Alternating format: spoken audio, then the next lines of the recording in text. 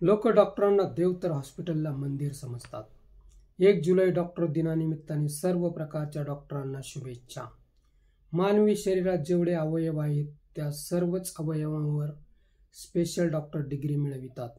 माणसांच्या वेदनांना जेथे सेमिविले जाते त्याला दवाखाना म्हणतात. म्हणूनच डॉक्टरांना देव तर दवाखान्याला मंदिर समजले जाते. पण राजकारणात आरोग्य खाते मलाईदार नाही म्हणून त्याकडे कोणीही नजर टाकत नाही.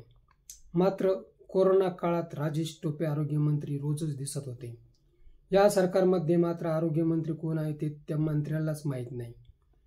खरे तर आरोग्याच्या समस्यांनी सर्वजण ग्रासले आहेत, पण त्यावर काम करण्याची कोणाचीच मानसिकता नाही.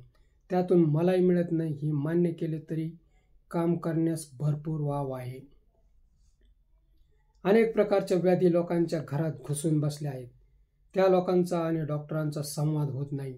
डॉक्टर दिनानिमित्ताने नाच गाणे, खाना खजाना, मौज मजाऐवजी आरोग्य शिबिरे घेऊन लोकांना चार्ज केले तर अनेक व्याधींचा सफाया होऊ शकतो. पण सरकारी बाबूंना माल नाही तर चाल नाही या नियमाने वर्ज्य आहे. पण डॉक्टरांनी चालायला काहीच हरकत नाही. मित्र, हा व्हिडिओ कसा वाटला ते कमेंट बॉक्समध्ये सांगा व ॲक्शन मराठी चॅनलला सबस्क्राईब करा.